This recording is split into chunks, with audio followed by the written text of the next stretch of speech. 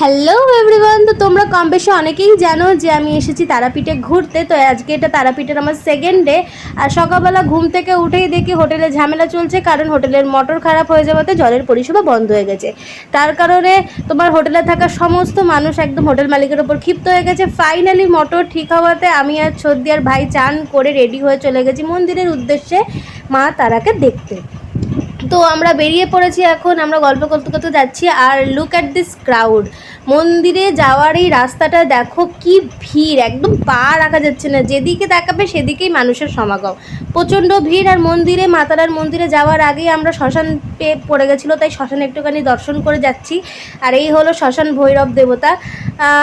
শ্মশান মন্দিরেও খুব একটা যে কম ভিড় ছিল সেটা বলা চলে না, মোটামুটি ভিড় ছিল।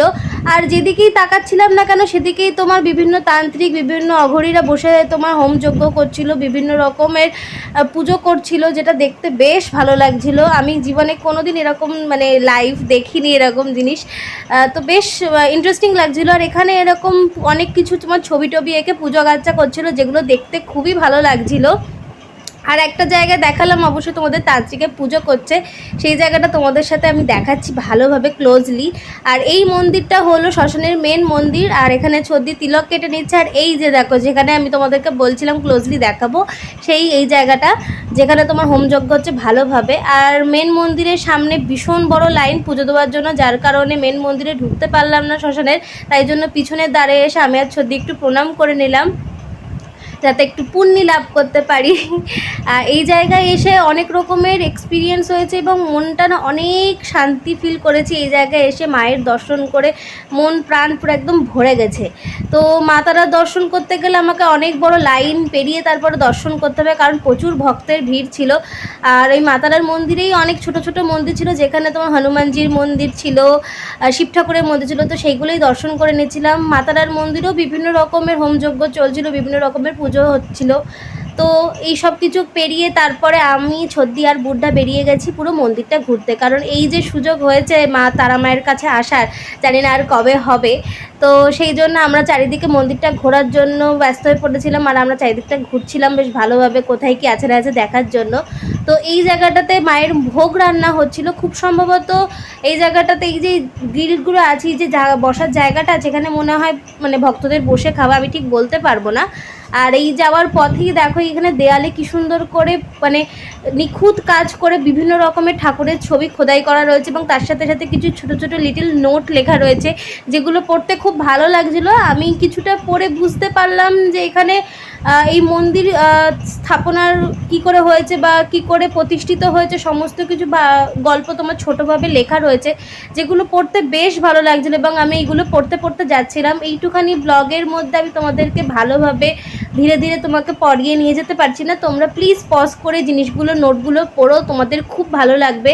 এবং এই পাশে যে ছবিগুলো রয়েছে, সেই ছবিগুলোর দ্বারা আরও যেন মানে পুরো দৃশ্যটা যেন ক্লিয়ার হয়ে যাচ্ছে যে কী অ্যাকচুয়ালি ঘটেছিল গল্পটা। তো বেশ ভালো লাগছিলো পড়তে। আমি ছদ্দি বুড্ডা খুব ভালোভাবে পড়ে পড়ে এগুলো যাচ্ছিলাম। এই মন্দিরের ব্যাপারে অনেক কিছু জানছিলাম, বহু দেবতার ব্যাপারে অনেক কিছু জেনেছি, যেগুলো বেশ ভালোই লাগছিলো। মনে একটা মানে অন্যরকম একটা তৃপ্তি ফিল করছিলাম এই মন্দিরটাতে এসে। এবং এই মন্দিরে প্রচুর গরু ছিল, প্রচুর বলদ ছিল, যাদের গায়ে হাত দিয়েছি, যাদেরকে খুব আদরও করেছি। আর এই মানে একদম ভ্যাপসা গরম ছিল তারাপীঠে, আমরা যখন গেছিলাম তো গরমে হাঁপিয়ে গেছিলাম বললে আমরা তিনজন একটু বসে রেস্ট নিচ্ছিলাম।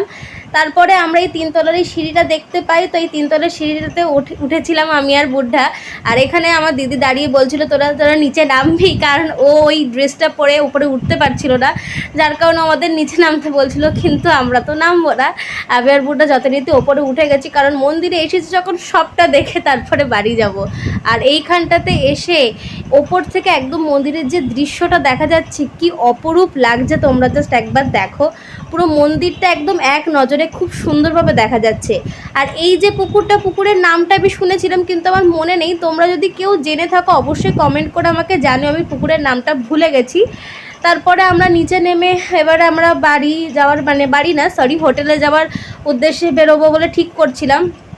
তো এত ভিড় ছিল সেদিনকে মন্দিরে, আমরা যেদিনকে গেছিলাম সেদিনকে রবিবার ছিল, প্রচণ্ড ভিড় ছিল। দেখো চারিদিকটা যেদিকেই তাকাবে না কেন সেদিকেই ভক্তদের একদম সমাগম লেগেই রয়েছে। তারপরে দুপুরবেলা ভোগের অ্যারেঞ্জমেন্ট ছিল, আমি আর ছুটি ডিসাইডও করেছিলাম ভোগ খেতে আসবো। তো আমরা ভোগ খেতে এসেছিলাম, সেই ক্লিপটা নেওয়া হয়নি, আমি অ্যাকচুয়ালি ভুলে গেছিলাম। তো এইটা হলো মন্দিরের বাইরেটা, আর একবার দেখিয়ে দিলাম। আর এত ভ্যাবসা গরম ছিল, আমার মুখটা দেখে আশা করি তোমরা বুঝতে পেরেছো আমি ঘেমে পুরো স্নান করে গেছি। তো সবাই মিলে মন্দিরের বাইরে বেরিয়ে একটু আইসক্রিম খেয়ে নিচ্ছিলাম। আর মা মাসিরা যেহেতু আসেনি, তাই ওদের জন্য একটুখানি স্যালাড মাখা নিচ্ছিলাম এই কাকুর হাতের।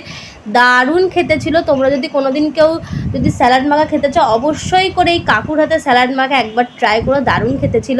তারপরে হোটেলে ঢুকে আমরা দুপুরবেলা লাঞ্চ কমপ্লিট করে আমি আর ছোটে এসেছিলাম একটু হোটেলের ছাদে ঘুরতে, যে হোটেলের ছাদটা কীরকম। আমরা একদম 5 তলায় উঠে গেছিলাম, আর হোটেলের ছাদে উঠে এই আকাশটা যে কী সুন্দর লাগছিল।